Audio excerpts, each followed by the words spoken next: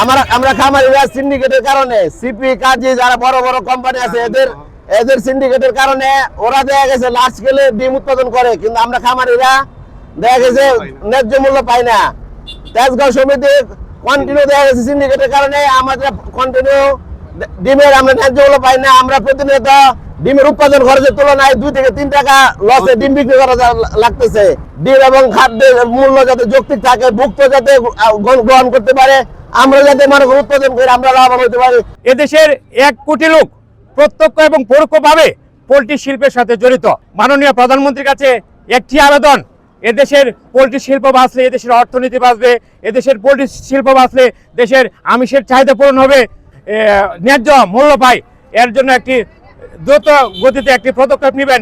ডিমের ন্যায্য মূল্যের একটাই কারণ ঊর্ধ্বগতি ফিডের রেট এবং বাচ্চার দাম এবং ওষুধের মূল্য, সেগুলি সরকার নিয়ন্ত্রণ করে কমাতে হবে। আমাদের একটাই দাবি, কোম্পানিগুলা তাদের ডিম উৎপাদন বন্ধ করতে হবে, তারা মুরগি পালন বন্ধ করতে হবে। তারা যদি বন্ধ করতে না পারে তাহলে প্রান্তিক খামারি সবাই ক্ষতিগ্রস্ত হবে। মজুব বিরাট কারবার, জিতে নাও ফ্যামিলি কার, স্পোর্টস বাইক ছাড়াও লক্ষ লক্ষ নিশ্চিত গিফট। ধ্বংস হয়ে যাবে।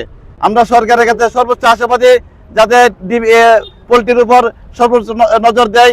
এই পোল্ট্রি ব্যবসা বাংলাদেশ গার্মেন্টস সেক্টরের পরেই এই পোল্ট্রি ব্যবসা নিয়োজিত। আজকে এই পোল্ট্রি ব্যবসায় লাখ লাখ খামারে নিয়োজিত, এই খামারের অধীনে অনেক কর্মচারী নিয়োজিত। আজকে এই ব্যবসা ধ্বংস হয়ে গেলে সাধারণ গরিব খেটে খাওয়া মানুষ পথে বসে যাবে।